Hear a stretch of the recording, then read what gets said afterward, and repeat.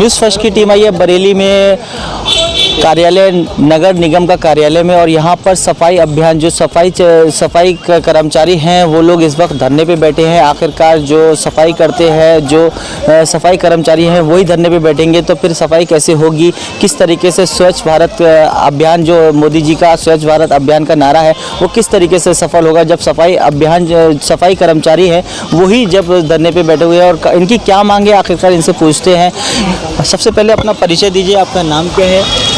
मेरा नाम राजेंद्र कुमार समदर्शी है और मैं उत्तर प्रदेश सफाई मजदूर संघ का जिला महासचिव हूँ। हमने नगर आयुक्त महोदय शासन प्रशासन को लगभग 2 माह पहले ज्ञापन दिया था और हम लगातार रिमाइंडर नगर आयुक्त महोदय को भेज रहे हैं अपनी मांगों को लेकर, परंतु नगर निगम इतना अपनी उसमें चूर हैगा घमंड में कि किसी भी कर्मचारी को सुनने को राजी नहीं है। आप कितने दिन से यहाँ पर बैठे हुए हैं? हमें यहाँ पे बैठे हुए 7वां दिन हो गया। 7 दिन में आपके पास कोई आया आपसे आपकी मांग सुनने के लिए, आपकी बात सुनने के लिए? हमारे लिए तो कोई ना तो बात सुनने के लिए आ रहा है, ना हमारे लिए कोई वार्ता करने आ रहा है। और सबसे बड़ा खेल इसमें क्या है भाई साहब, मैं आपको बता दूं क्लियर, वार्ता वो करे तो करे किस मुँह से, क्योंकि इसमें सबसे बड़ा घोटाला जो ठेके का चल रहा है नगर निगम में, ठेकेदारों का, उसमें सबका हिस्सा हैगा। और हमारी मांग भी वही है कि उस हिस्सेदारी को ख़त्म करा जाए, इसीलिए वो वार्ता नहीं करना चाह रहे हैं। दूसरी चीज़, हम आज आपको एक ऐसी चीज़ बताने जा रहे हैं कि हम अपने महापौर जी से अपील करेंगे कि जब वो पैड पे दस्तखत कर रहे हैं ठेकों के, जो नगर स्वास्थ्य अधिकारी कह रहे हैं जितने भी ठेके हो रहे हैं और ट्रांसफ़र पोस्टिंग हो रही है वो सब महापौर जी के कहने पर हो रही है, तो हम अपने महापौर जी से हाथ जोड़ के प्रार्थना करेंगे कि कम से कम पैडों को सही से पढ़ लिया करें वो, क्योंकि वो PhD करे हुए हैं महापौर जी और वोट के वो ऐसे एक नागरिक हैं जो बहुत सम्मानित व्यक्ति है हमारे लिए भी और जनता के लिए।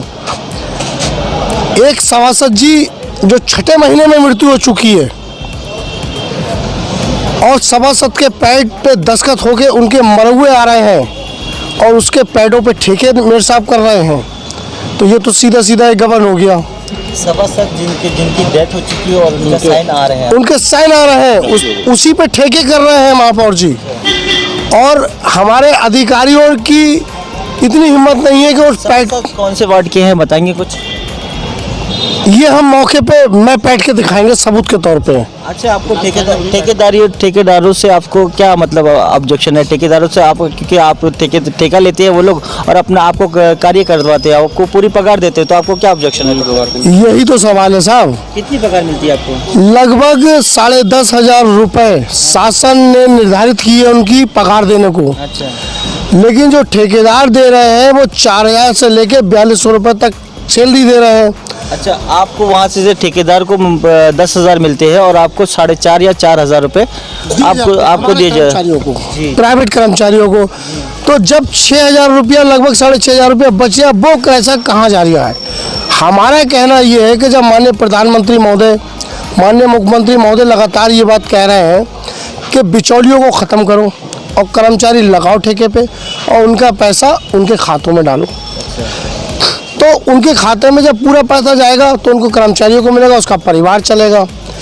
जब ठेकेदार को दिया जा रहा है, हम उसका सबूत दिखाएंगे, ठेकेदार 4,000 से लेके और 5,500 रुपये तक के बीच में दे रहा है।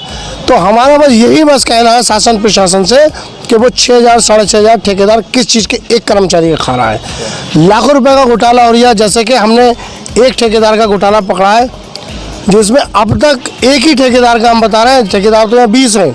जिस दिन हम हिसाब देने बैठेंगे और हमारे सामने अधिकारी बैठेंगे तो करोड़ों का होगा। आखिरकार ठेकेदारों को इतनी मनमानी कैसे कर रहे हैं? कहीं उनके ऊपर किसी का हाथ है? आप क्या कहना चाहते हैं? मनमानी का हाथ तो इसलिए है कि बंदरबाट हो रहा है यहाँ तो। अच्छा। जैसे कि एक ही ठेकेदार है, उसके ठेके का हमने घोटाला पकड़ा है, 97 लाख रुपए एक घोटाला है, 37 लाख एक घोटाला है।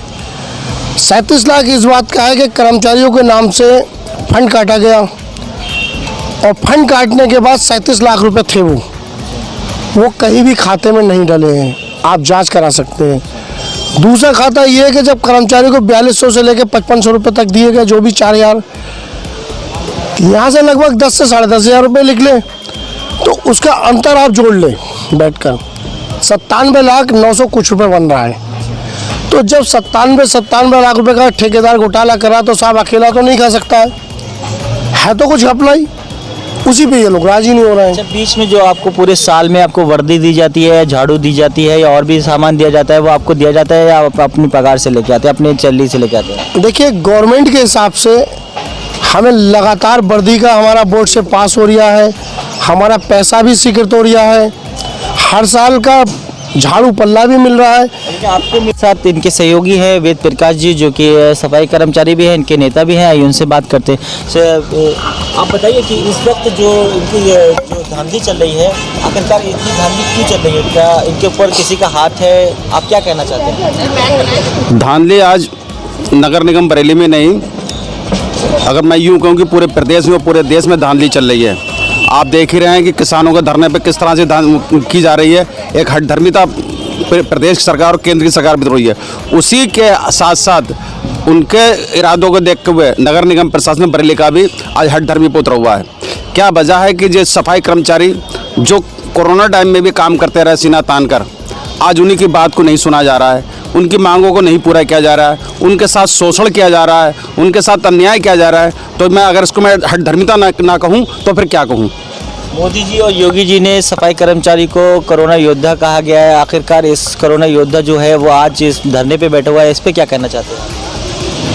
माननीय प्रधानमंत्री जी ने सफाई कर्मचारियों के पैर धोए और पैर धोने के बाद उन्होंने पूरे देश से आरक्षण को ही धो दिया। यानी कि वो सफाई कर्मचारियों को किसी सूरत में आगे बढ़ते हुए देखना नहीं चाहते हैं। मैं ये कहना चाहता हूं कि प्रधानमंत्री जी, जिस तरह से आपने पैर धोए, उसी तरह से सफाई कर्मचारी वर्ग जो हिंदुस्तान के अंदर सबसे आगे रहा, कोरोना काल में महामारी में आगे रहा, देश की परेशानी में सबसे आगे रहा, कम से कम उसको भी समाज के स्तर पर लाना चाहिए, उनको समाज की बराबरी में लाना चाहिए। यही उनका सबका विकास और सबका साथ होना चाहिए।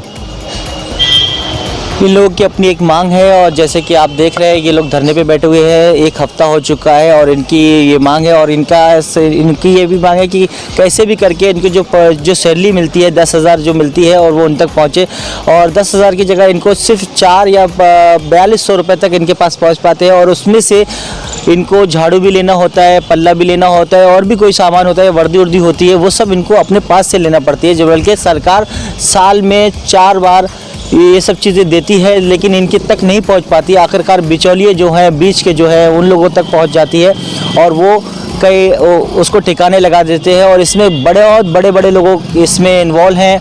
आखिरकार इसकी जांच होना चाहिए, जिस तरीके से लोग इन्वॉल्व हैं, कौन कौन लोग इन्वॉल्व हैं, कौन कौन इनका हक खा रहे हैं, क्योंकि ये जो है मेन यही काम करते हैं, ग्राउंड पे यही काम करते हैं। किस तरह, चाहे नाली हो उसकी या गटर हो, सफाई कर्मचारी बहुत मेहनत करता है। और कोरोना काल में जब लोग कोई भी घर से नहीं निकला था तो उस वक्त ये थे और हमारे पुलिस कर्मचारी थे जो कि ग्राउंड पे काम कर रहे थे। आखिरकार इनको इस वक्त ज़रूरत है कि आखिरकार इनकी मांगें पूरी हों। मैं काशिफ जदी, कैमरामैन राहिब के साथ।